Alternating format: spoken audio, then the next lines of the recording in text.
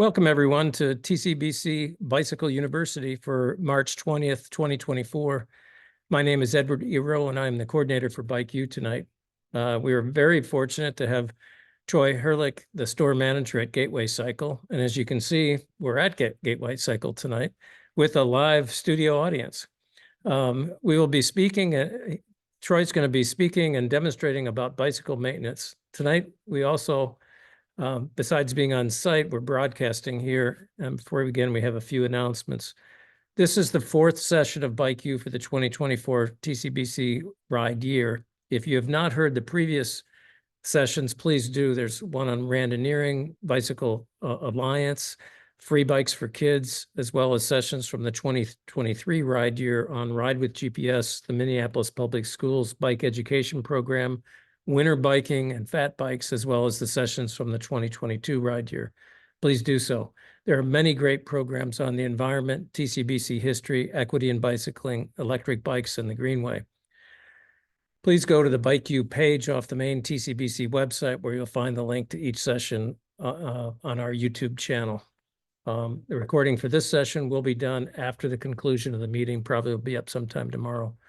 I want to thank our TCBC Council of Regents, which includes John Benda, Tim Rand, and Dan Miller for their work, and especially, for John and Dan for being here on person. John is our sound person and Dan our videographer. So we're trying something new here, trying to be on site and broadcast on Zoom. During the session tonight, please keep your audio muted, just like in other times, but do keep your video on so we can show who is in attendance. Remember, we are recording. If you don't have yourself on mute and make any noise, it switches to your video, and thus the recording gets messed up. There will be a question and answer session after the presentation, but during the meeting, you can enter questions in the Zoom chat function, and we will be monitoring those and make sure that they get answers. So without further ado, I'd like to introduce Troy. Here's the store manager here at Gateway Cycle.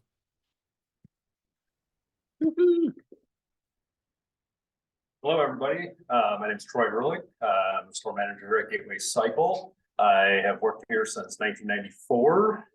Became the store manager around 2000. Big into bikes, do some mountain bike racing, gravel racing. Yeah, bikes are my passion. Gateway Cycle, we've been in business since 1992. The store was started by Bill and Joan Berger. Bill passed away back in 2020. Joan continues on with the store. Joan is also an active member in TCBC. She's gotten into doing a lot of riding the last few years, and she's out there just killing it. So gonna start out here with common things that people bring their bikes into the store for as far as service goes. Tune-ups are a big thing. Tune-ups cover typically adjusting brakes, derailers, truing of wheels, adjusting bearings in the wheels, bottom bracket, headset, cleaning of the bike, and replacement of worn out parts. We do a lot of flat tires as well, and yeah, anything that's broken, you know, it's kind of the full gamut. A lot of more common things that are becoming more common that bikes require: suspension service for people who have mountain bikes. Suspension requires a lot of service, and now with e-bikes. E-bikes have software updates and require those from time to time. So that is becoming a much bigger thing in the service departments. Also disc brakes. Disc brakes are not new, but becoming pretty much the standard on bicycles nowadays. Two types of disc brakes. There's cable actuated, which work just like the old rim brakes did. They run off a cable, but most of them now are going to be hydraulic, and those require more maintenance, what we call bleeding the brakes. They have an actual hydraulic fluid in them, and that requires to be bled periodically. So those are some of the main things that we're seeing in the store. So the first thing, as far as bike maintenance goes, getting your bike ready for the spring. Oh, I'm sorry, I jumped. No, that's right. Here we go. So I've got a few things that I kind of wanted to cover. Big thing, inspecting your bicycle frame. Now, whether you have an aluminum frame or a carbon frame, it's always a good idea to keep the bike, wipe it down, check the frame for any cracks that are starting to appear. On bikes that are aluminum or steel, checking around where the welds are to make sure there's no cracks. Carbon, there's no welds, but just inspecting the frame. Also on carbon, giving it kind of a squeeze test. If there's any soft spots on the frame, that is of a concern. Tires would be the next thing to check come spring, right away in the spring. We want to check the tires for cracking in the tread.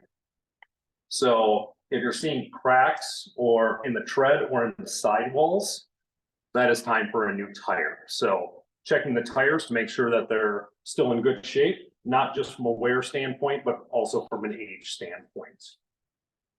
If the tire is starting to get flatted off, or it kind of gets more square profile, that is again is a sign that the tires are due to be replaced.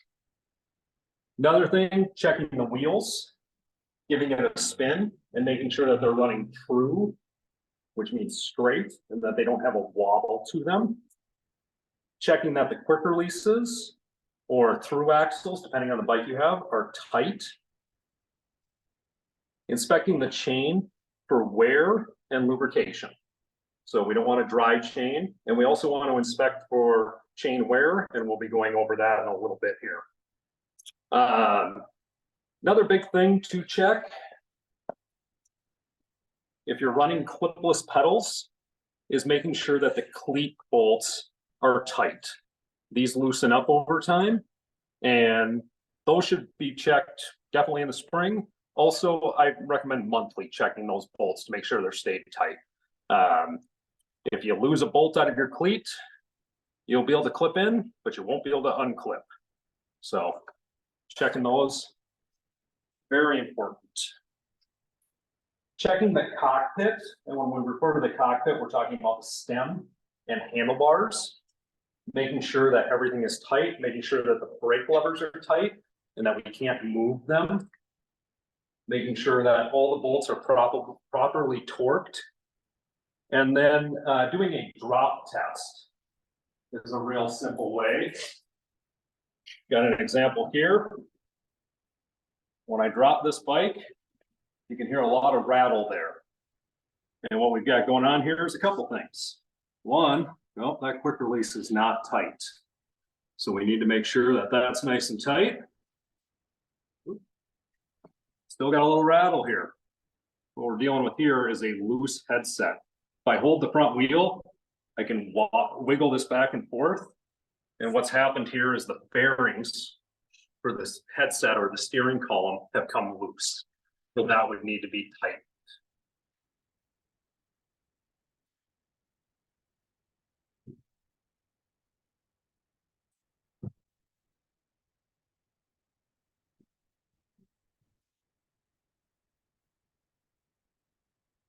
Big things that you can definitely do yourself. Tire pressure and replacing tires. Pretty simple to do. We'll go over that tonight on how to change a tire. Chain maintenance and replacement, something that does not require a lot of tools to do. And again, something we're going to go over tonight. Cleaning of the bike, something most people either don't do at all or they do it wrong. And we're going to go over that. Replacing bar tape. A lot of people run their bar tape for a long time. And it's not that it just looks ugly. It's that when we're sweating on here, the sweat sits on the bar and we actually get a corrosion effect. So your aluminum bar and even your carbon handlebar, we're basically creating a little battery with the sweat in there, and it corrodes the aluminum and the carbon.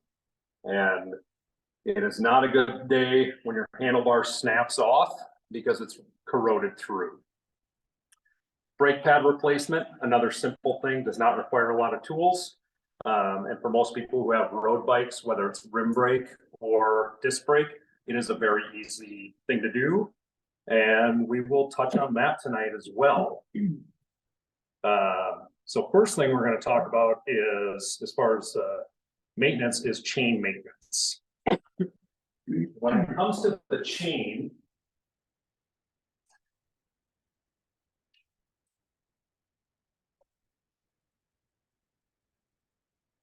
so what we have is, with the chain is made up of several different pieces here. We've got the links, which are the outer parts here. The rollers, which are the little round piece. And then the pin, the part that goes through it. So as a chain wears, we often talk in terms of chain stretch. Now, a chain doesn't physically stretch, but what happens is the rollers wear down. So the roller becomes smaller, so the distance between them becomes farther, as well as on the inside of the roller and the pin wear down, so the roller has more slop on the pin. So as a chain wears, it is also wearing the gear cluster in the back and your front chain rings. Best thing you can do to keep your bike shifting well and keep it running right is replacing the chain before it is completely worn out. This is a chain checking tool. It measures how much wear is on the chain. It has two different measurements, a 0.5 millimeter and a 0.75 millimeter. Best practice is to replace the chain when it gets to 0.5 millimeters of wear. This chain on here, so what we're going to do is we're going to hook the tool in on the link and we're going to rest it on there. This chain is still good. The tool does not drop in. Now, an example of a worn out chain. And this chain here at the 0.5, you can see how the tool drops easily into the chain. If it drops in at 0.5, we're going to check if it drops in at 0.75. And we're going to check it in a few places. And this chain is just about starting to go in at 0.75, but not quite there. This would be a great time to replace the chain because it's only at the 0.5. If we replace the chain at 0.5, most of the time, 99% of the time, we will not have to replace the rear gear cluster. If the chain gets to the point where the 0.75 is dropping in, it is pretty much a guarantee that the rear gear cluster will have to be replaced as well. And that's because the cassette or the gears on the rear wheel have worn to match the wear of the chain. And so what you'll often find is if you put on a new chain after it's too worn, you'll get a skipping under load. So you'll stand up to pedal, especially in the smaller gears in back where you have less chain engagement, and the pedals will lurch forward, it'll skip. So staying on top of the chain wear and replacing it before it's completely worn out is best practice, as well as we're not going to wear down the front rings as much. And some of these front chain rings get terribly expensive nowadays. This chain ring on here is about $280 just for the one chain ring. I've got about 7,000 or 8,000 miles on this chain ring. I've gone through about 7 chains, but the chain ring is still looking good. So, and original cassette on there. So if you stay on top of the replacing the chain, it's a lot cheaper in the long run, and the bike just shifts a lot better. Next thing on chain maintenance is cleaning of the chain. For at home, the Park Tool chain gang tool is awesome. It's super simple. It allows most people to clean their chain at home.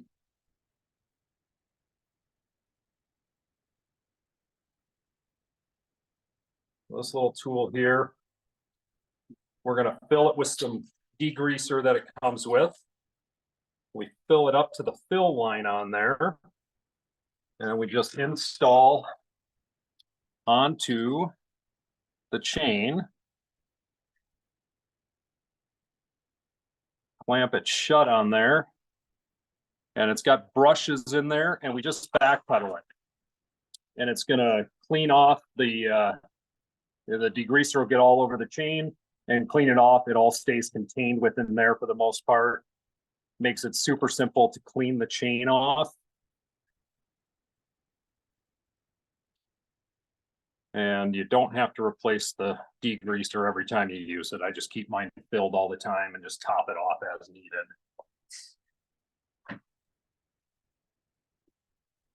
Once you're done cleaning the chain, just grab a rag, wipe off the excess, get it nice and dry. And all you have to do is just pedal backward. Just wipe it off. And when it comes to lubrication, biggest thing I see is people tend to over-lube. So on my chain, I use a wax, and proper practice, went a little heavy there, is just a drop per roller. It's a little more tedious than just backpedaling and just dumping lube all over the chain. But we're getting the lube where we need it, which is on the rollers. And what I like to do is just rub it in. I'll just backpedal it and rub it in. If you're using a wet lube or something that's a thinner lube, take a rag, wipe off the excess, but more lube is not always better. So we want to just apply it to the rollers where we need it. And the frequency at which you do this depends on the conditions you're riding in and the type of lube you're using. But typically if the chain starts to squeak, it's time to re-lube. If the chain is very dirty, it's best to clean it before you re-lube it.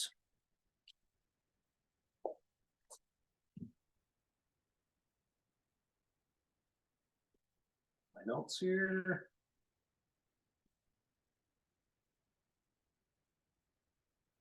Next thing I wanted to touch on was proper cleaning of the bike. One of the biggest things I see is people using a hose on their bike. I never ever recommend hosing down the bike. People will tell me, oh, I don't spray at the bearings and whatnot. Doesn't matter. Water's getting into the bearings, water's getting into places that we don't want water. So what we do in the store here is, if you have disc brakes, best practice is to remove the wheels because we do not want to contaminate the rotors. So on this particular bike here, it has what's called a thru axle, and it's not a standard quick release. A lot of the modern bikes have a thru axle. And so this uses a Allen wrench, and we're going to unthread the thru axle. That slides out. And then we can just drop the wheel out. Also with disc brakes, again, we don't want to contaminate the rotor. We also do not want to contaminate the brake pads. Let's grab my wrench here. On this particular one, I'm going to take off the brake pads. On a lot of the disc brakes nowadays, especially on road bikes, they are going to have a little screw on the that goes through the pads. And we're just going to take that screw out. So the screw comes out, and then the pads, depending on the brake setup, will either come out the top or come out the bottom. I'm just going to pull those out and set those aside.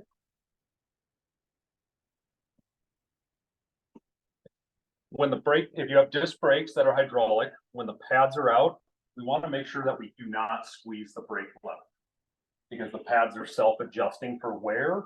If we squeeze the lever, the pistons are going to come out and not retract fully. But getting back to cleaning, a little dish soap with some water. Just spritz it down. And a microfiber cloth is your friend here. Paper towels work as well, but microfibers work a lot better. And we're just going to wipe everything down. It's not a complicated procedure. It might take a little longer than hosing it off, but we're not going to get water infiltration into those bearings and even inside the frame.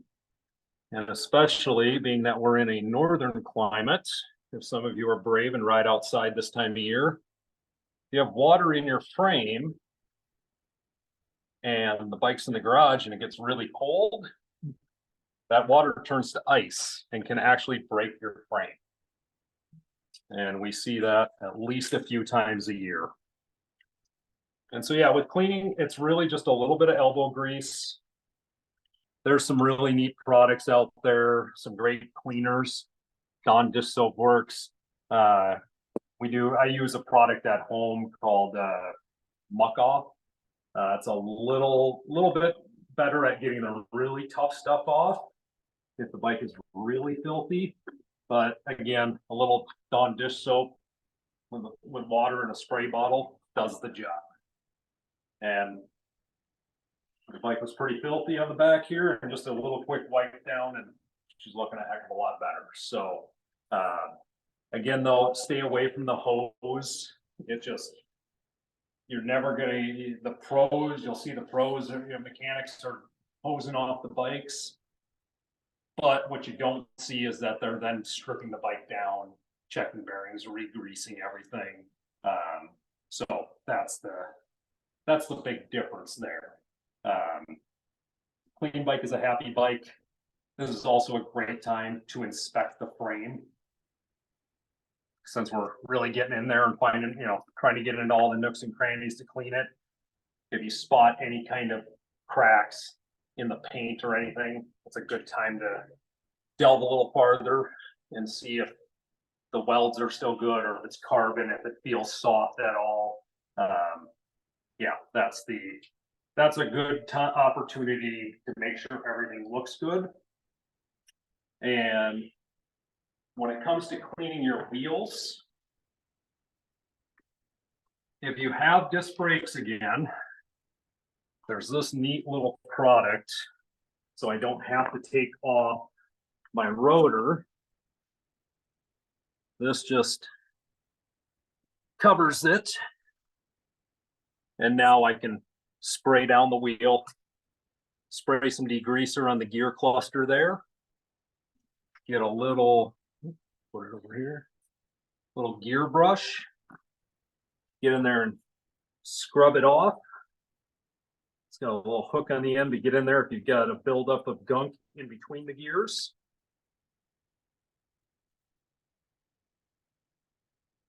Take your rag. After you've cleaned it, just get in between the sprockets and get it all cleaned out.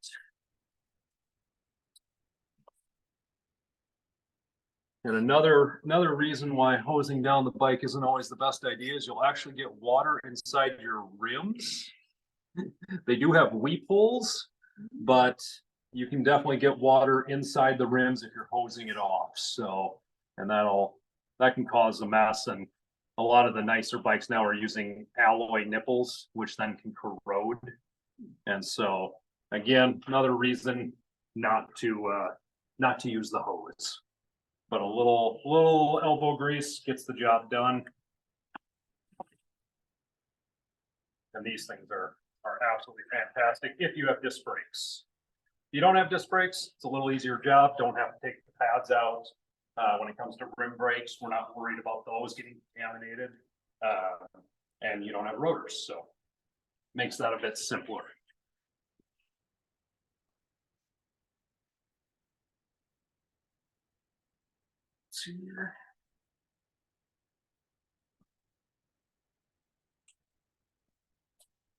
So after you clean the bike, some of the things that we want to lubricate on the bike, if we're doing a full cleaning the chain, that's the opportunity to re-lube the chain. The other things to lubricate on the bike are pivots on the derailleur. And so you've got these pivots where the derailleur actually is where the derailleur moves. We have them on the rear derailleur. And so a more viscous lubricant, this is what's called T9. I'm just using a small applicator just to put on the moving parts of the derailleur, getting it on those jockey wheels where they, at the point where they spin.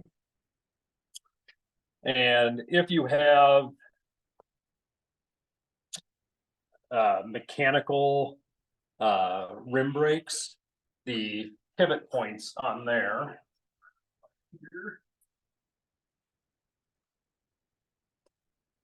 the points at which the brake pivots. So right in here, a little lube there, and a little lube at the main pivot there can help keep things moving freely.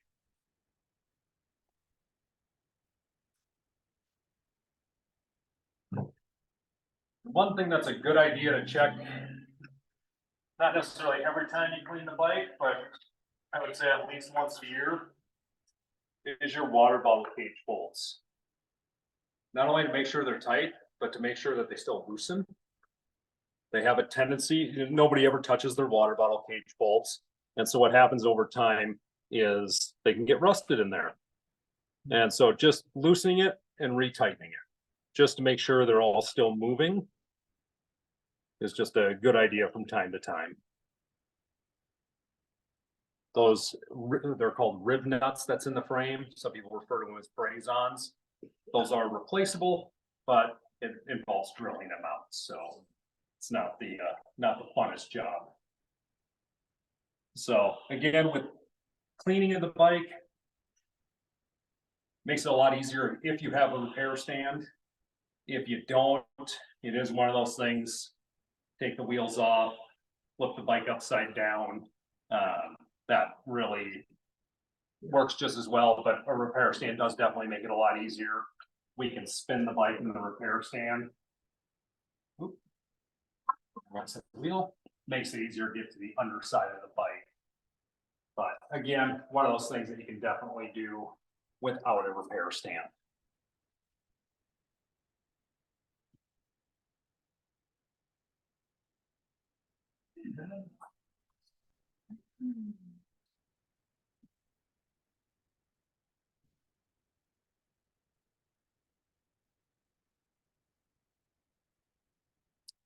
So next topic was most common things that are missed when taking care of the bike.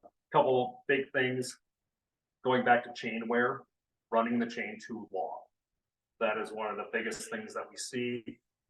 People come in, they've got 3, 4, 5,000 miles on the chain. It's worn out the chain, the gear cluster, the chain rings. Again, those things are, the chains are fairly inexpensive, but the cassettes and the chain rings can get quite expensive. So staying on top of chain wear. Talked about not replacing bar tape.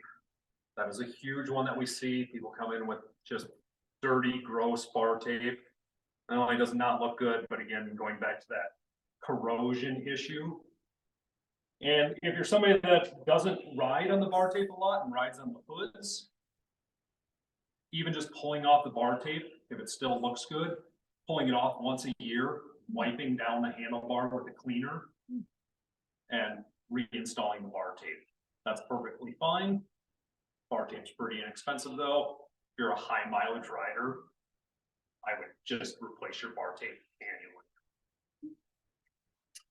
Running the shift cables too long, and brake cables if you have mechanical brakes. Especially on road bikes, one of the biggest things that we see is people come in, they're out on a ride and they lose their rear shifter. And it's because the cable has actually snapped off at the head of the cable. When that happens, the rear derailleur shifts down to the hardest gear and you're stuck there. So that's not the most fun thing. Again, if you're a high mileage rider, when I say high mileage, I'm typically talking to somebody who's maybe putting on 3,000 to 4,000 miles a year. replacing your shift cables and brake cables if it has them annually is just good preventative maintenance. Other big thing I see going back to the chain is over lubrication. If you are lubing your chain after every ride, that is most likely too often. Chains really only need to be lubricated once they start squeaking a little bit or start making more noise than normal. If you're able to run your hand on your chain and your hand's all dirty from it, or if you have the chain mark on your calf from getting on and off the bike, you're probably using too much lube. So my typical rule of thumb, assuming we're not riding in the rain, about every 150 to 300 miles, depending on conditions. But over lubing of the chain is a big thing we see. And not only is the chain getting all dirty, but you'll get the buildup of the dirt and gunk on the jockey wheels, on the derailer, and the chain ring will have a lot of gunk on it. So if you're having a lot of gunk buildup, you're most likely just over lubricating, and lubricate a little less. Also, if your chain is squeaky all the time, if you're the person in the group ride, if you're on the TCBC ride and you're having to talk really loud because of your chain, you probably need to lube it. Running brake pads too long. This is a little more of an issue with disc brakes because we can't visually see the pads without removing them. But if here is an example of a fairly new brake pad. This is the pad material on there. And it's not very thick. Most manufacturers recommend, if you can take a caliper, a micrometer, 3 millimeter thickness is the minimum with the pad and the backing plate. So once you're below 3 millimeters, it's time to replace. What we typically see is people come in and the pad material is completely gone. And they are running the metal backing plate onto the rotor. And they come in because their brakes aren't working very well. And so checking the brake pads periodically, good idea. With rim brakes, it's a little easier. They're a little easier to see. Most rim brake pads actually have a little wear indicator line on the top of the pad. Once you get to that point, it's time to replace. With disc brakes as well, the rotor wears. So the rotor itself will actually wear down over time. And Shimano is gracious enough, and most companies are as well, they have a minimum thickness on there. And again, this is where we're going to use a micrometer. On the rotors, it's a little trickier because they'll often be worn more in the center of the braking surface. So we want to grab it on the micrometer in the center of the brake track, not on the edge, and make sure that we're still above on this particular rotor, it's 1.5 millimeters minimum thickness. So once they get below that, it is time to replace. It's also true on rim brakes. There is, over time, the rim surface, the brake track actually wears down. A lot of rims nowadays will have a little dot on the rim. It looks like a little divot. And that's actually a wear indicator on the rim. When that little dot is gone, it is time to replace the wheel or the rim or have it re-rimmed. A rim is only so thick to begin with. And as they wear down, the pressure from the tire will take the braking track of the rim and actually start pushing it out. And that's another way you can tell if your rim is starting to wear down, is the braking surface is no longer flat. It's kind of concave, and the top is starting to bow out. And that is a definite sign that it is time for either new wheels or to have the wheel re-rimmed. So those are things that are often a surprise to people, especially with the rims being actually worn out from braking. But if you've got a bike that's got rim brakes and has 20, 30,000 miles on it, or it's your winter bike with rim brakes, it's very easy to reach that point.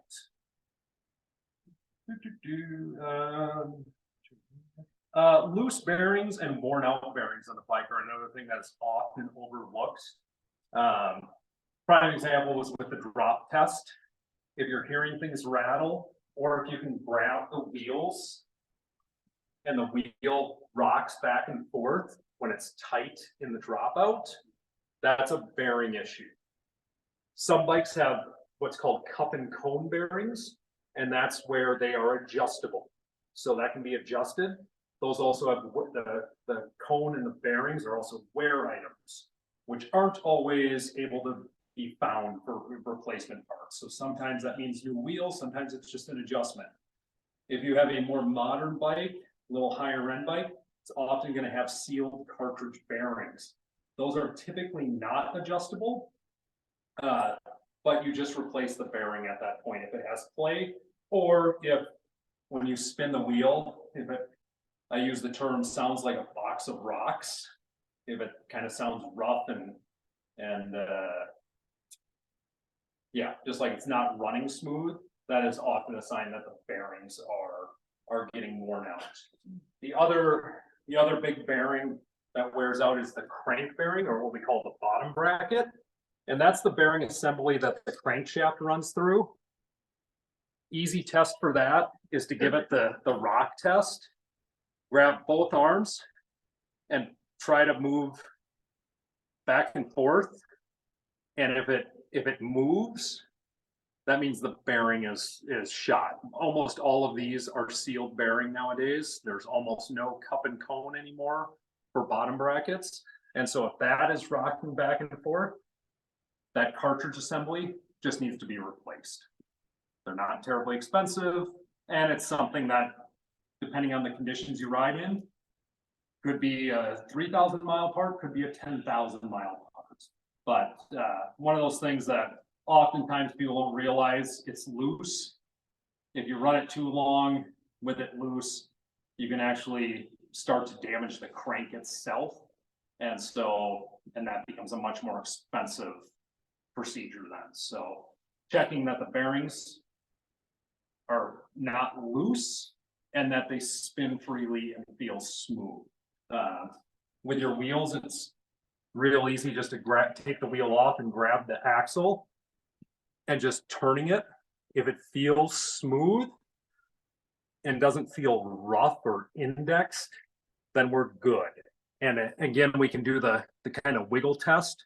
So just by trying to move up and down and see if there's any play in there. And again, if there's play, if it's a cup and cone, that can be just an adjustment. If it's a sealed bearing and it's got play, it'll most likely feel rough as well. And that just means it's time for bearing replacement. Let's see.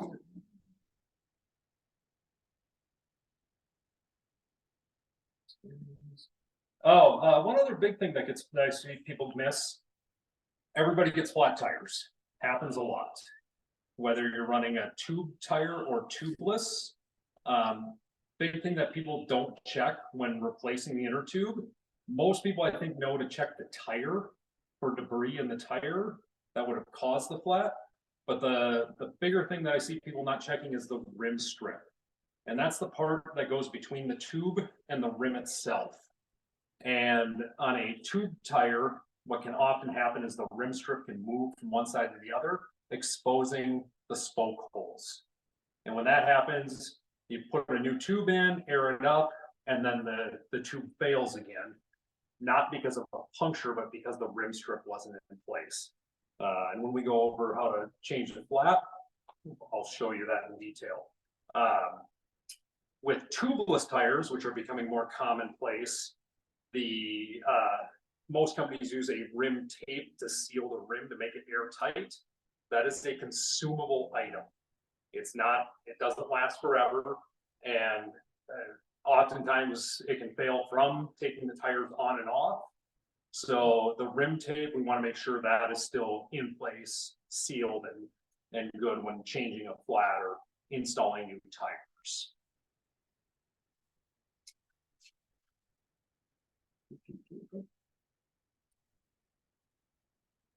So So some of the things that everybody should just bring their bike into the shop for, being that most people are not going to have all the specialty tools at home. Frame issues.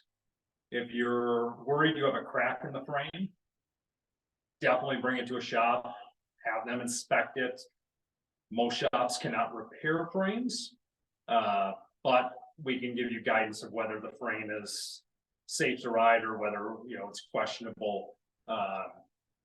With steel frames, there are some people that in this Twin Cities that do frame repair. Aluminum really isn't repairable at all. Aluminum is heat treated after it's welded, so re-welding an aluminum frame decreases the strength. So aluminum can't really be fixed. Carbon can be fixed.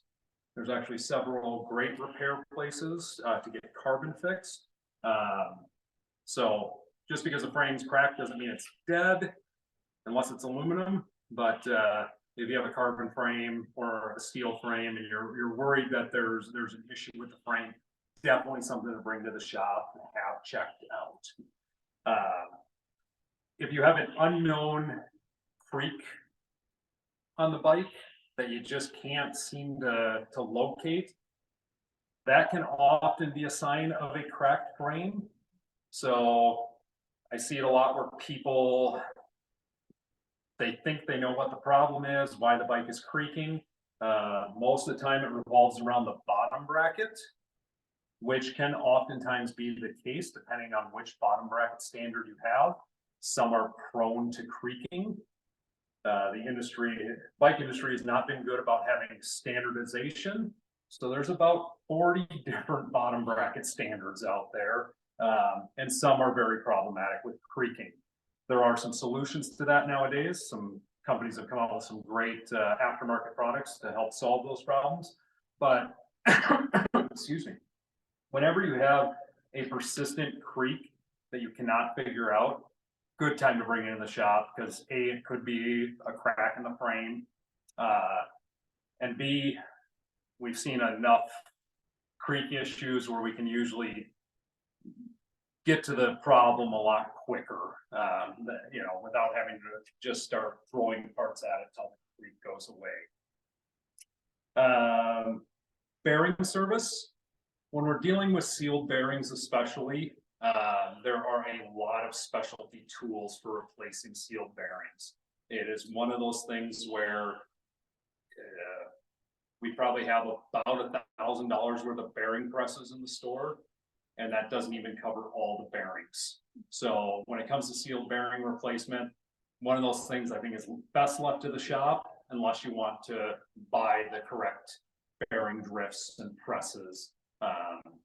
You can go after it like a caveman with a punch and a hammer, but that can oftentimes damage the replacement bearings trying to get them in. If you have a mountain bike or even some of the gravel bikes now are coming with suspension on the bikes, suspension requires service. The intervals for suspension service, the kind of what we call the basic service, is at 50 hours of off-road use. That service, if you're very mechanically inclined, is not terribly difficult, and definitely something if you feel up to it and follow instructions really well, you can definitely do yourself. When it comes to the 200-hour service, that is a lot more in depth, and that is something I would definitely recommend bringing in the shop. Not because it is hard to do, but because you need to know what to look for in worn out parts within that suspension. That's probably the biggest factor. And that's why even as a shop here, for the 200-hour service, we actually send out the suspension to a service center, because they do it all day long. They know what they're looking for. But yeah, suspension does require service. And it's one of those things that most people don't do. And 5 years down the road, instead of, you know, if they haven't done any of the service, they're usually just replacing their suspension at that point because it's beyond the point of repair. So suspension service is definitely one of those things I would bring to the shop. And really anything that requires expensive specialty tools. I love working on my bike. I have an entire shop of tools though. The basics, replacing your chain, having a torque wrench to be able to tighten and adjust, and adjust things like your seat post and your handlebars, installing and removing pedals. Those tools are fairly inexpensive. But when we get into things like bottom bracket tools, even cassette tools, not something that people are using a lot, and you're gonna spend 60, 70 bucks on those tools and that kind of stuff. Sometimes it's just easier just to take to the store to have done. If you're riding an e-bike, anything to do with the e-bike portion of the bike, best to take to an authorized dealer for that e-bike system. A lot of the e-bikes nowadays, if you have some of the nicer quality ones, they're going to have either a Bosch e-bike system or Shimano. Specialized has their own system. They require software updates and they have a diagnostic tool. So if something's not working with the e-bike portion of it, best to take it to a dealer that is certified to work on whatever system you have, because they are extremely complicated, and the diagnostic tool is only available to dealers. It's not available to the consumer, and it's not something you'd want to buy anyways. And then nowadays on a lot of the bikes, going back to kind of talking about replacing cables, if you have a newer bike, they have gone almost fully internally routed with the cables. And that can be an absolute bear to replace the cables. As a shop, we're getting better all the time by doing more of them, and we're getting faster at it, but it can be very, very complicated and be very, very time consuming. There's some internal cable tools out there, but they don't do it all for you. So if you have internal routing, especially on some of the newer bikes where it actually routes through the front end of the bike, you can see on my bike here, the cables and the brake lines, they actually run through the headset. And so to replace these, it actually involves taking the front end of the bike apart. And that probably best left to a professional. Cable replacement itself isn't tricky, but the internal routing can be very tricky, especially on these newer bikes where it runs through the head tube here. Especially when we're dealing with disc brakes, because you oftentimes have to disconnect the disc brake to get in there, even just to replace the shift cables. Let's see here.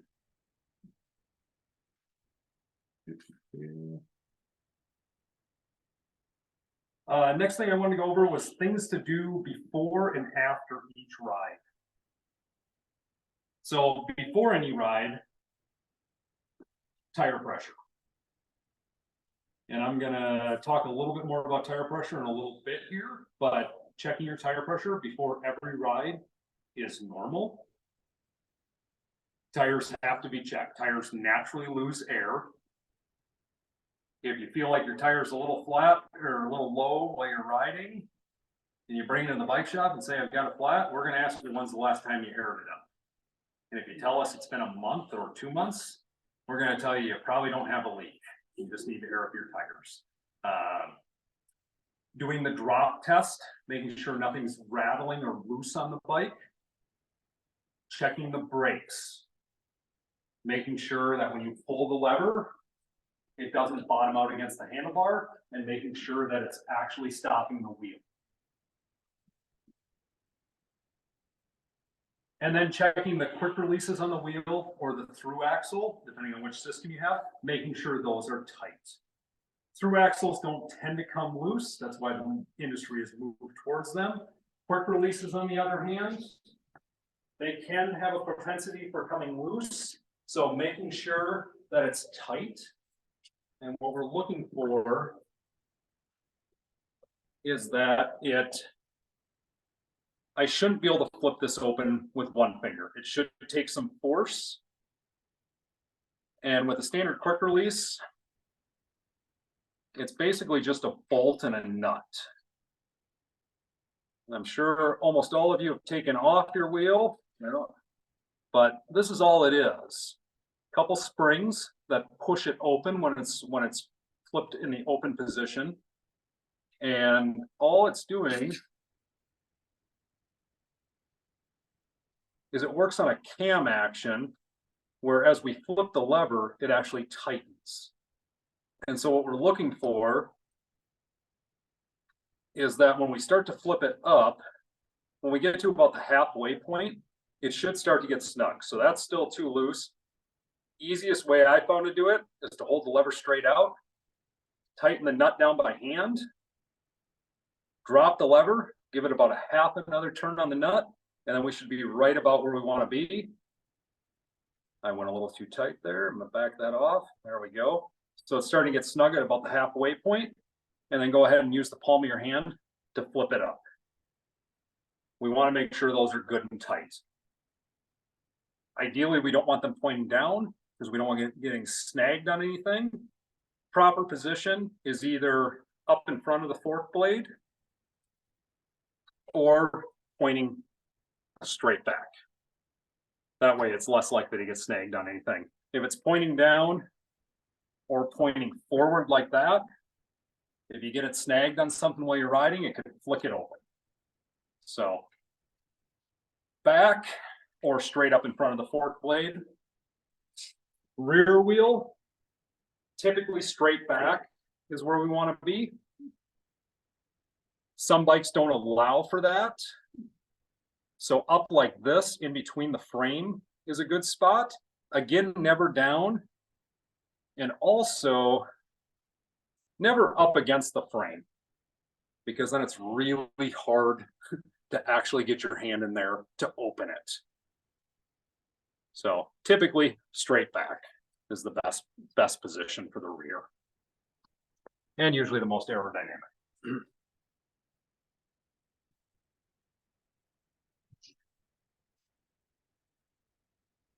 After the ride, big things to do after you get done with the bike ride. Wipe off the bike. Don't have to do a full thorough cleaning, but you rode through some fresh tar, got some on the frame, wipe it off. Good time to also clean and lube the chain. We don't want to lube the chain before the ride. If you put lube on right before the ride, the lube does not have time to set up, and it's just going to fling off, and it's also going to collect a lot of dirt on the chain that's still wet. So best time to lube the chain is after the ride. If you have tubeless tires and you had a puncture on the ride and you got the sealant spraying out, wipe it off the frame before it has time to really dry on there, because it's a latex-based sealant typically, and once it really dries, it's pretty hard to get off. Also a good time to put a little extra sealant in your tire if you have tubeless. If you have a tube tire and you had a puncture and you patched the inner tube, patches are great. I would change that tube out for a fresh one and keep the patched one as your spare. Patches are kind of a band-aid. The glue-on ones are hard to do right, especially on the side of the road. The stick-on pre-glued ones, those are truly a band-aid. They're not designed for more than to get you home. So that's a good opportunity. Change out that patch tube and get it all ready for the next ride. Other big thing after your ride, charge your devices. Charge your lights, charge your Garmin. If you have electronic shifting, charge that up. That's the time to do that. Not right before the ride, realizing my battery for my electronic shifting's dead, or my Garmin's dead, or my lights are dead. Nobody wants to ride without that stuff. And yeah, so after the ride, get all your fun bits on the charger, so it's ready to go for the next ride. Now we're going to talk a little bit about adjusting gears and brakes. I'm going to grab a different bike for that one,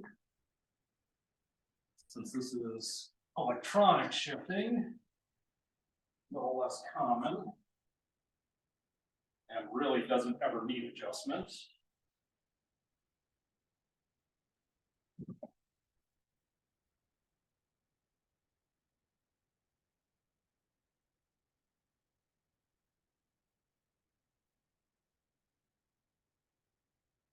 So when it comes to adjusting mechanical shifting, there's a couple main parts to the system.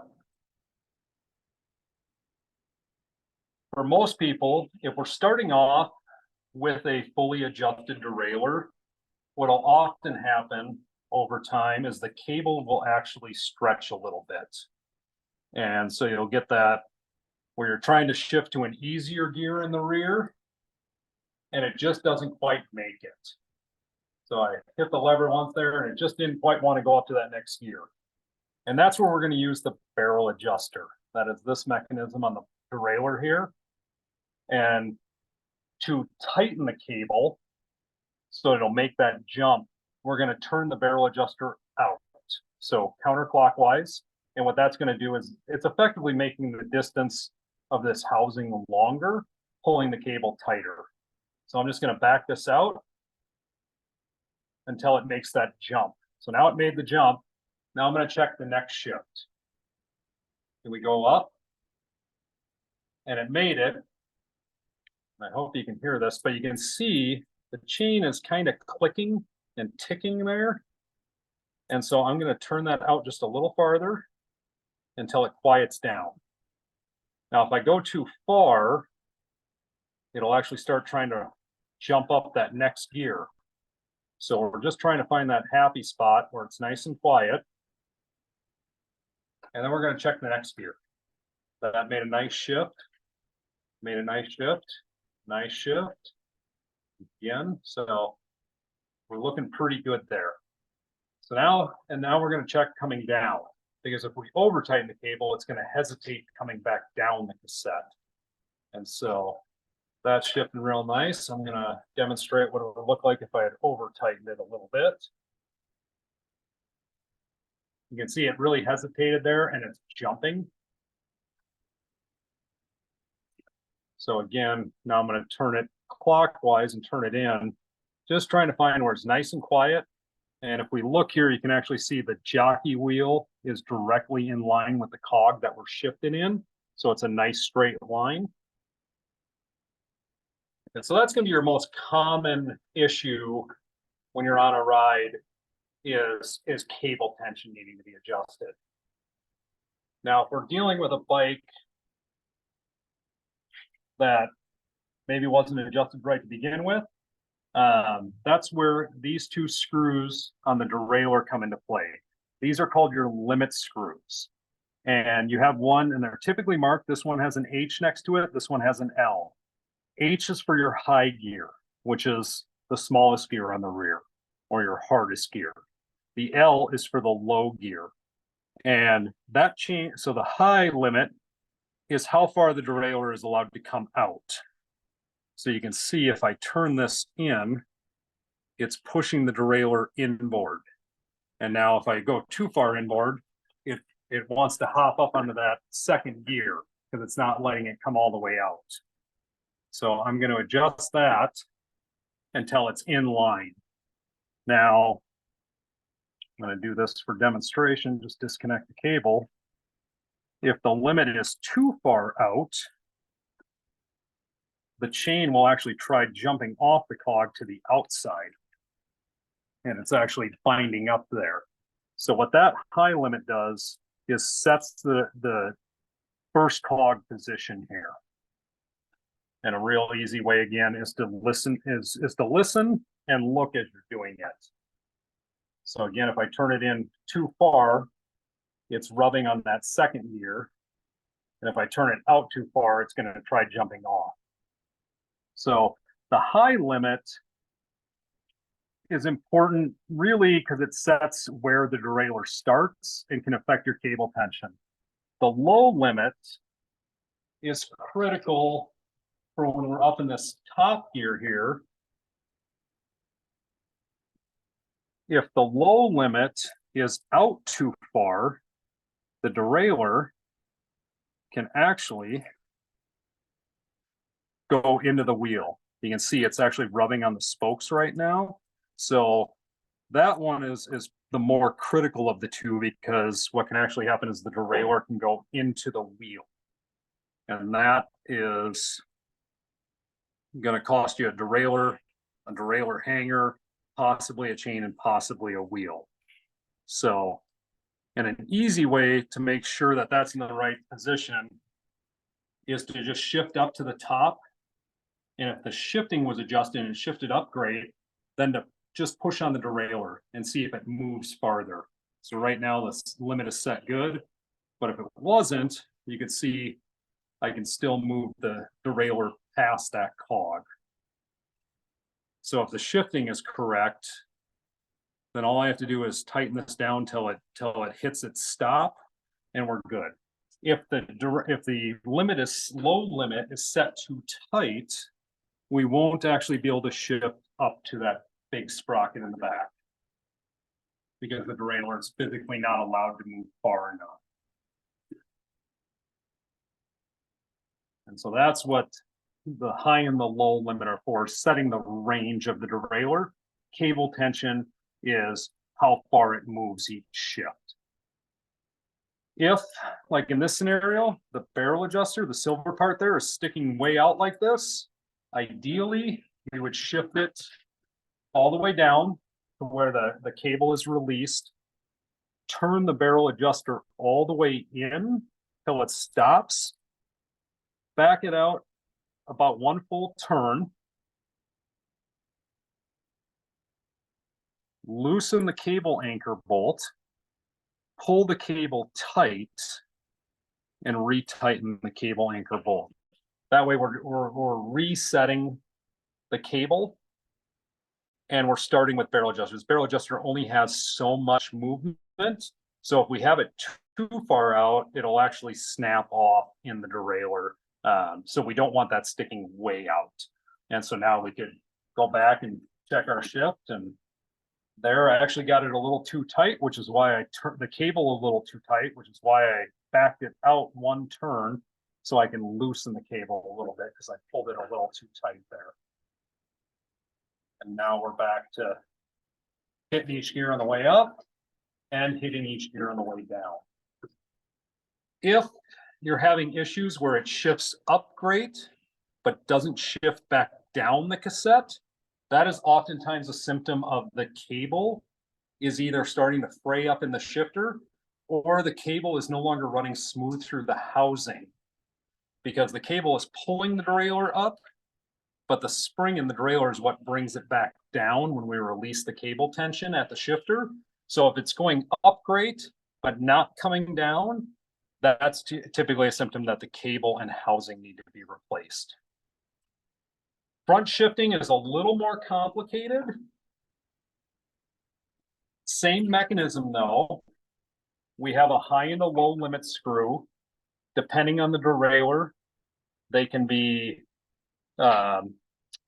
reversed. So on this one, the inside screw is for the inside or low limit. The outside screw is for the outboard limit or the high limit.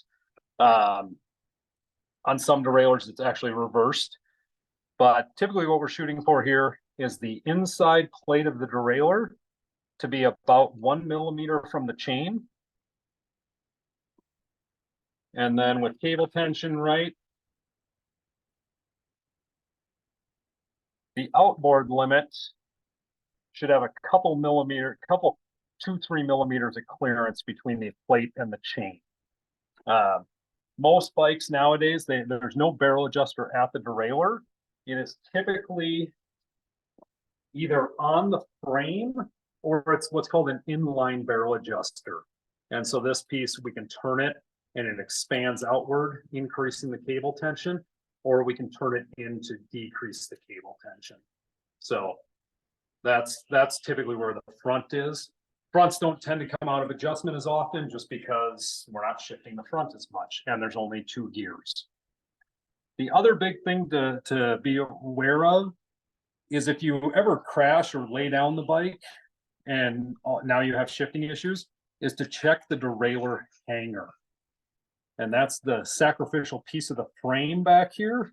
You're typically going to see on aluminum and carbon frames. And if that gets bent inboard, it's going to mess up the shifting because the derailleur is no longer in line. But also when you shift into your easiest gear, the derailleur is going to go into the wheel.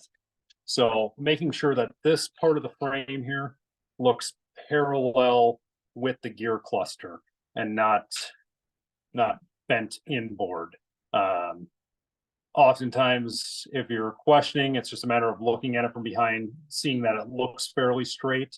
If you've got big scuffs on your derailleur out here, probably a good idea to get your hanger checked for alignment, because that's much like not having the low limit set. If that derailleur goes into the wheel, it will be new derailleur, probably a new wheel, maybe a new chain, because the chain will oftentimes get twisted when that happens.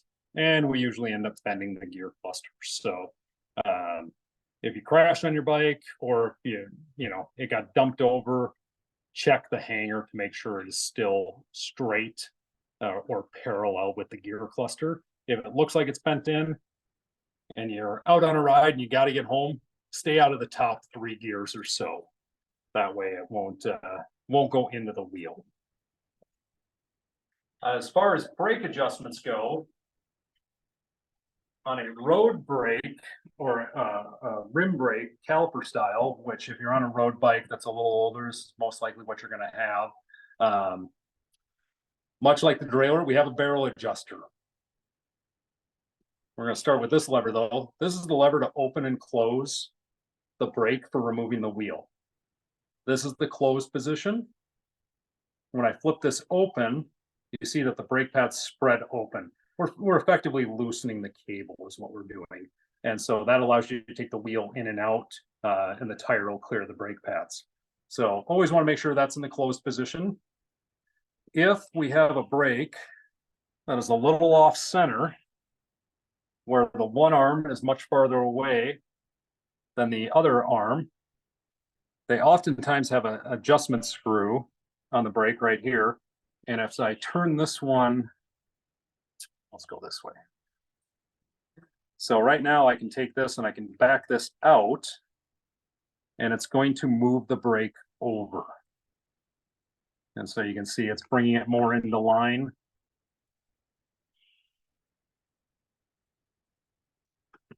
So that's better, not great, because I moved it way too far out of adjustment.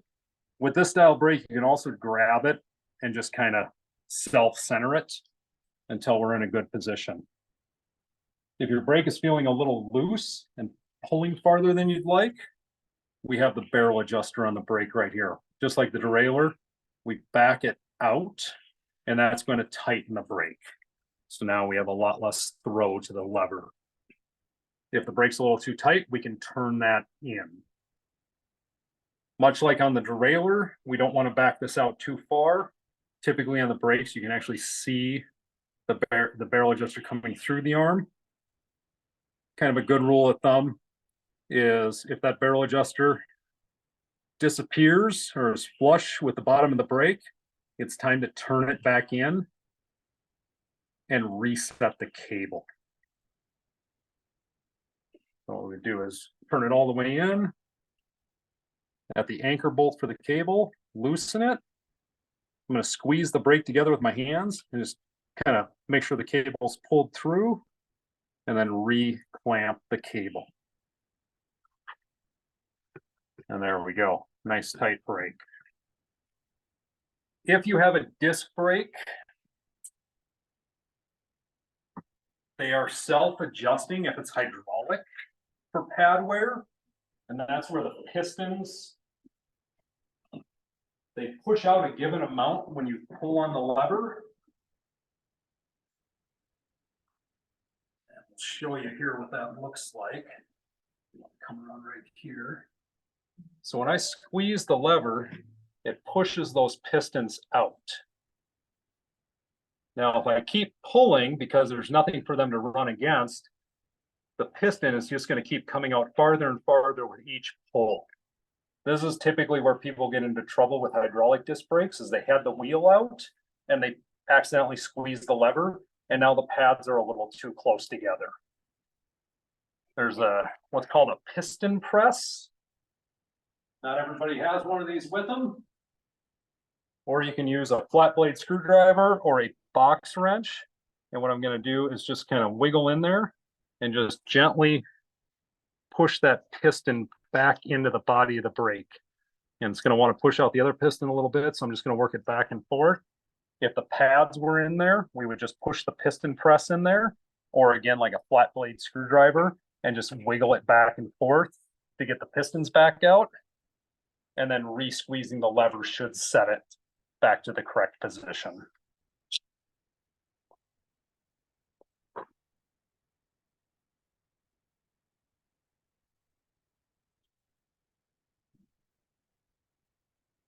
All right, now we're going to talk about the funnest thing in the world, and that's how to change a tire.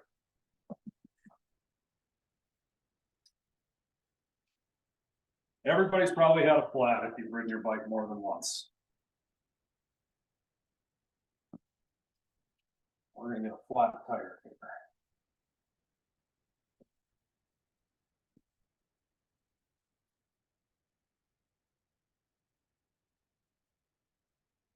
So you got yourself a flat tire.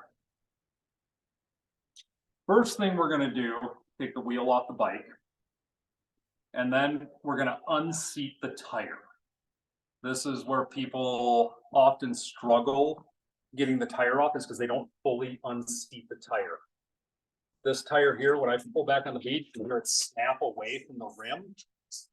We're going to go all the way around, snapping that tire back from the bead of the tire back from the rim. And then we're going to do the other side as well. If you do just one side, you're going to have a hard time getting your tire lever under there, especially if you run skinny Continental tires. So we're going to pop that on the other side. And that's going to give us the most room to work with. By getting the bead of the tire centered in the rim, off of the hook of the rim. And you might have to go around a couple times, because the tire might want to find its way back into the bead socket. Tire lever, there's a lot of different ones out there. Doesn't matter what you have, as long as it's plastic. I don't ever recommend the metal ones. And we're going to go underneath the tire and flip it out like that. Sometimes this one comes in a pair of two, so if you have a really tight tire, you can actually hook it on the spoke to hold it. And then you can go a little farther down. And again, I'm going to kind of work this back and forth. And this one is being a bear. And start working it off. Takes a little bit of muscle here, especially if it's a tighter tire. But I'm going to go back to this first one, because sometimes getting two levers under there actually makes it tighter. And this one isn't terribly bad. So we're just going to push along the bead of the tire. Now that we've got one side of the tire off, very easy to take the rest off. Here's one thing that makes life easier to figure out where the flat occurred, is if when you install your tires, if the valve is lined up with the label, we can know where to check. I'm going to pull this tire off. I'm going to kind of keep the wheel oriented with the tire. I'm going to pull the tube out, trying not to change the orientation. Best practice here would be to actually air up the bad tube a little bit. If you have a hand pump, easy enough to do. If you run a CO2, you might not want to burn a CO2 to figure that out, but put a little air in there, find where it's leaking, match it up on the tire, and inspect the tire at that position, wherever that hole was. Makes it a little quicker to find what caused the flat. If you don't want to burn a CO2 and you don't want to inflate the tube, running your hand through the inside of the tire, because if you got a puncture, there's a good chance whatever caused it is still in there. And what I'm feeling the inside of the tire as well as the outside. Hopefully you find it, and hopefully it doesn't cut you, but you know, usually you can feel what it is. If you can't feel anything in there, that's where we want to really inspect the tread surface of the tire, because you might get a little like wire in there. It could even be a little sideways into the tire, and without the pressure in the tire, you can't feel it. So you really want to inspect the tire, figure out what caused the flat, and get that removed before you put the new tube in. Talked earlier about rim strips. This is the rim strip. And so what we're looking for is that the rim strip is centered and not off to the side, exposing any of the spoke holes. If it is off-centered at all, we want to move it back over. Sometimes when they get folded over, they don't want to go back to the proper position. That's why it's not a bad idea to carry a little electrical tape in your flat pack, so you can just cover that area and then replace the rim strip when you get home. So we've checked that the rim strip is good. We've got a piece of glass out of our tire. We've inspected the tire that there's not a large hole where that piece of glass went through. If there was a large hole enough for the tube to be able to poke through, then we're going to want to put a tire boot on the inside. Or if you have just patches and it's big enough, you can just stick the patch to the inside. We want to then take our new inner tube, or if we've taken the time to patch it, take the tube, put a little air into it. If you don't have a pump, like a hand pump, and you're nervous about using your CO2, you can, if you have a Presta valve, you can actually just open it up and blow it up. And all we're shooting for is just to give it a little structure to the tube. We don't want to put too much air in there and make it too big. So just enough that the tube has shape, so it'll hold its shape inside the tire. Again, I'm going to line up the valve with the label on the tire. Just good proper bike etiquette. Some tires are directional. It'll have an arrow on the side of the tire if it is. Honestly, if it's a slick tire, it doesn't really matter. This one is a slick, it is directional. That's for efficiency. It's a little bit of a marketing ploy, but we're going to take the tire, we're going to drop the valve in, and we're just going to run our hand around and get that first bead of the tire on. We do not want to try to get both sides of the tire on at once. And I'm just going to use my hands to just work that over. And for the last side of the tire, I'm going to start at the valve stem, because that's going to be the tightest point.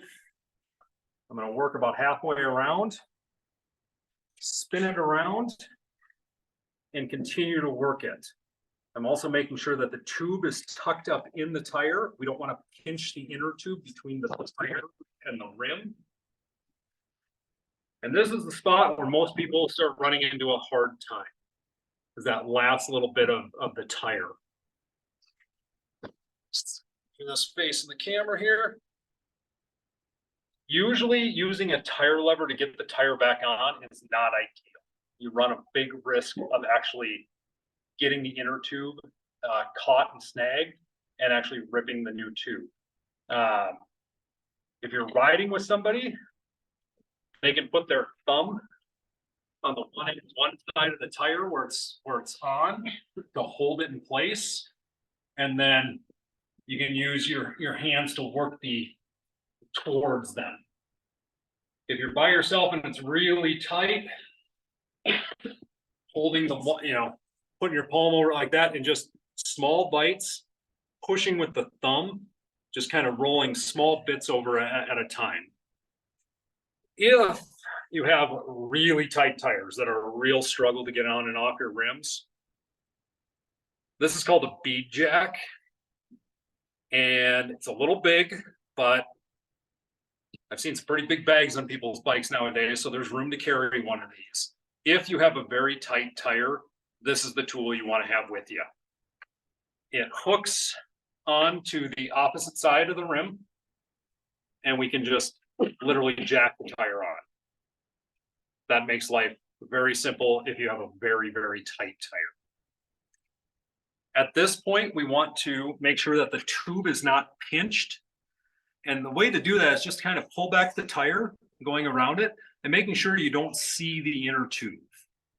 If you see the tube is underneath the bead of the tire and poking out, then we want to start the process over. Because if we go to fill it up, the tube is actually going to push the tire off the rim and explode. And then you need another new tube. So we're going to air the tire back up. We're not going to go to full pressure right away. We're going to put maybe about a quarter to half of the pressure that the tire takes. And then we're going to give the wheel a spin. And we're going to check the bead. And luckily this one, no, it's got a little spot. What we're looking is at the bead of the tire, that little line, to make sure that it's not raising up anywhere. Raising up means the tube is pinched and it's going to blow off. This one has a low spot where the bead dips underneath the rim. Oh, and there it just popped up on its own. But sometimes you just need to work it up with your hands. But if it was raising up anywhere, that's where we want to stop, deflate, and inspect to make sure the tube isn't pinched. And then we just top it off. And once we're topped off, if you have Presta, make sure you close your valve and you're good to go.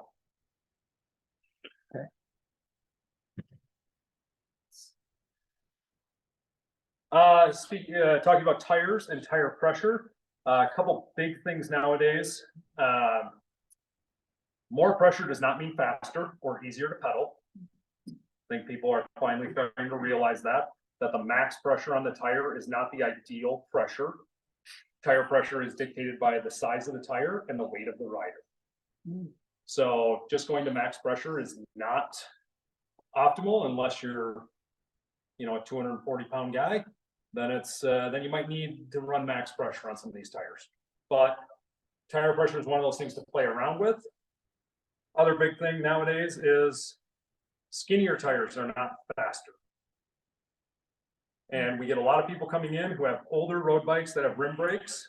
Big thing is if you want to go to wider tires on your bike, you need to verify that it can actually take wider tires. If you have an older road bike with rim brakes, most likely the widest tire you can run is either a 25 or 28 millimeter. You might put a 30 millimeter on the rim and it fits in the frame, but there needs to be a bare minimum of 4 to 5 millimeters of clearance from the tire to any part of the bike. If you put a tire that clears the frame when you're just spinning the wheel with the bike lifted off the ground, that does not mean that the tire won't rub on the frame while you're riding. So it's always best to check the manufacturer's specs for the bike, what the widest tire you can run is, and you want a minimum of 4 to 5 millimeters of clearance between the tire and any part of the frame. A lot of the newer endurance road bikes, gravel bikes will take upwards of a 38 on the endurance bikes, 38 millimeter wide tire, and on the gravel bikes, 45 to 50 on some of them. Wider is not slower. If you're looking for a new bike, don't be afraid to go with something with wider tires. It is not slower. You run lower pressure. It's a much smoother ride. It's just as fast, less likely to get flats because it's at that lower tire pressure. And there's some great tire pressure calculators online. Silka and Renee Hurst both have tire pressure calculators. You enter in your tire width and your rider weight with gear, and it'll give you a good idea of where you should actually be running your tire pressure at. So big thing there is don't try to put too big of tires on your bike because you'll rub a hole through your frame, and tire pressure does not mean faster. And some of the newer bikes, I just want to touch on some things to just keep in mind if you're looking at buying a newer bike nowadays. There are some, you know, a lot of great aspects to the newer bikes, wider tires being one of them. Electronic shifting is becoming more and more commonplace, and it is awesome. It's what I run on all my bikes. But to also be aware that with all the modern internal routing of the cables and whatnot, there can be some added cost in maintenance. So you don't want to be the person that buys a Porsche and can't afford the oil change. So keep that in mind when looking at bikes, and also when looking at used bikes. You know, if somebody's got an awesome deal on a 2-year-old used high-end bike, just be aware that there's probably some extra maintenance costs in repairing those. So just yeah, wanted to touch on that. And yeah, I think that's about everything I've got. So if there's any questions, we can take those. I didn't see anybody on the chat with questions, but if you have some, go ahead and unmute yourself, or if our studio audience here of members, I think someone said something in the chat.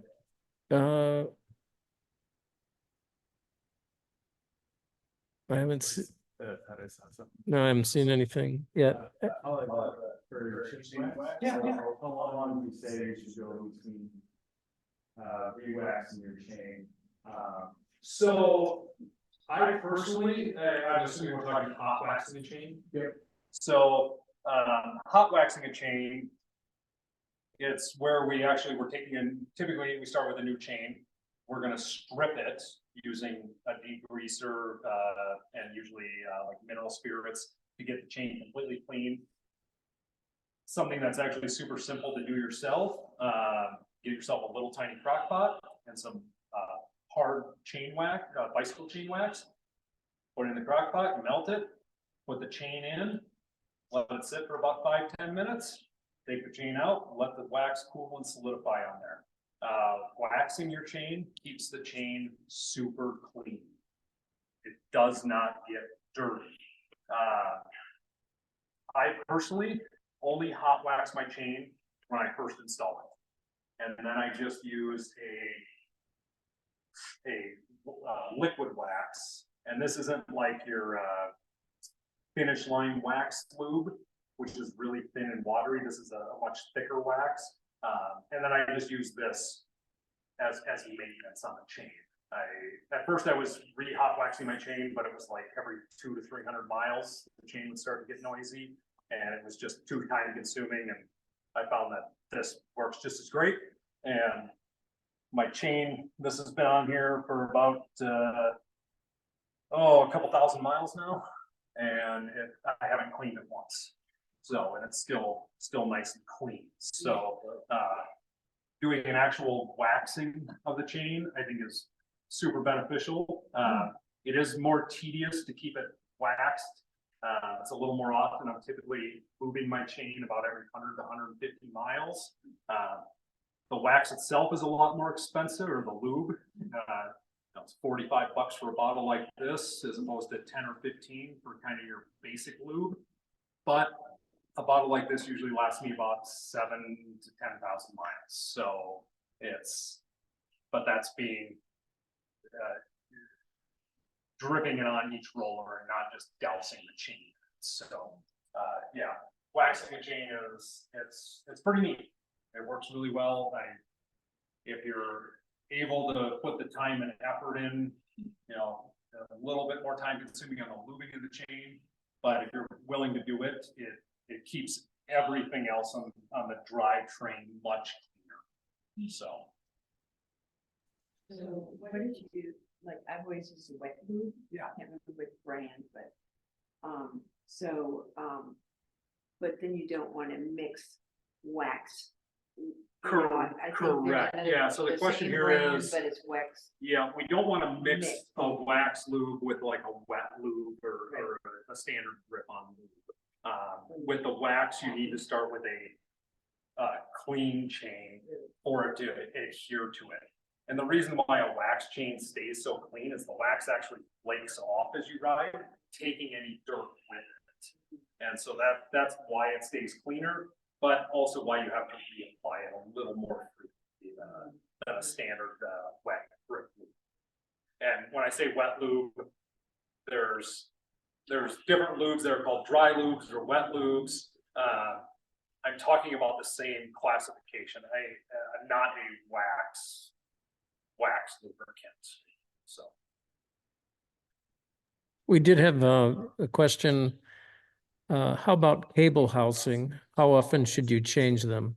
So the question is, how often change cable housing? Again, I guess when I stated, changing your cables, you know, once a year if you're a high mileage rider. When I say cables, I mean cables and it's always just best practice if you're replacing the cable to replace the housing.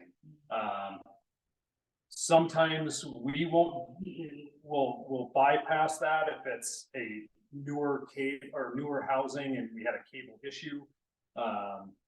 Or if it's one of those things where it's especially on e-bikes where the cable, the housing runs completely internal and you have to drop the motor. Not everybody wants to pay for all of that to replace the housing, but barring those, if you're replacing the cable, replace the housing as well. It's usually best just to buy a kit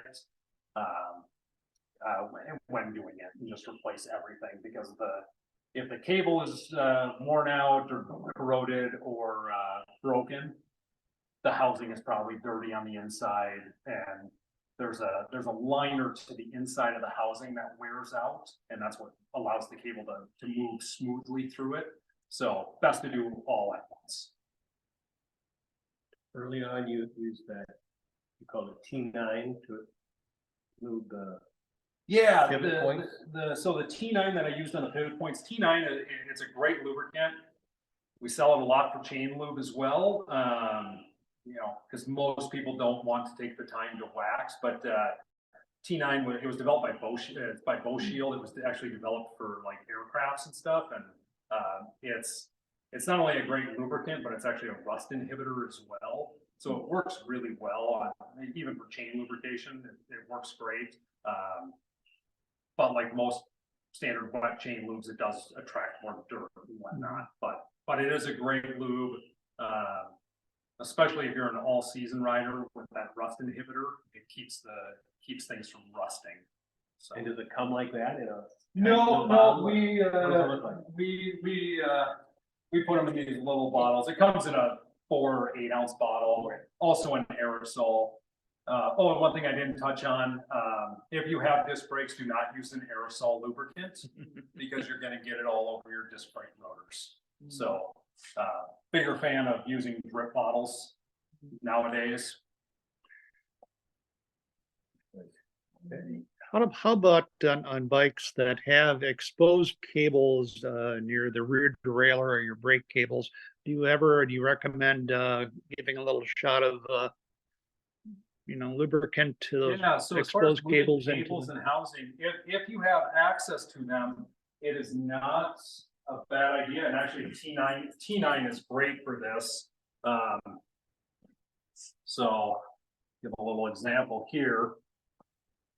If we're to the point where the cables really aren't moving well, then it's probably best just to replace.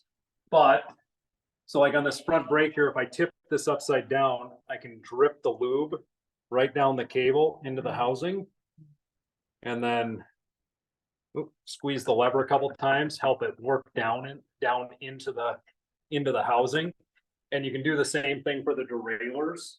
An easy way to do that is to mechanically push the derailleur. If I can do this here, up. So I didn't shift it up, I mechanically or push it up with my hand, and then I can unhook the housing from the cable stop. And I can slide the cable or the housing off of the cable. And then just run a little lube right onto the cable and just kind of work it onto the cable. And then put it back in.